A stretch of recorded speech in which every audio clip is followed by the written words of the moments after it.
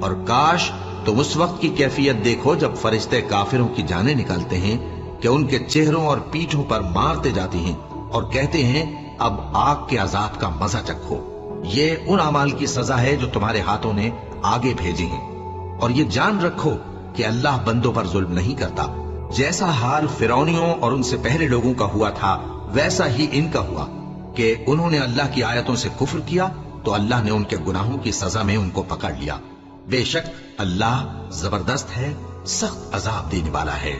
یہ اس لیے کہ جو نعمت اللہ کسی قوم کو دیا کرتا ہے جب تک وہ خود اپنے دلوں کی حالت نہ بدل ڈالیں اللہ اسے نہیں بدلا کرتا، اور اس لیے کہ اللہ سنتا جانتا ہے۔ جیسا حال فرعونیوں اور ان سے پہلے لوگوں کا ہوا تھا ویسا ہی ان کا ہوا۔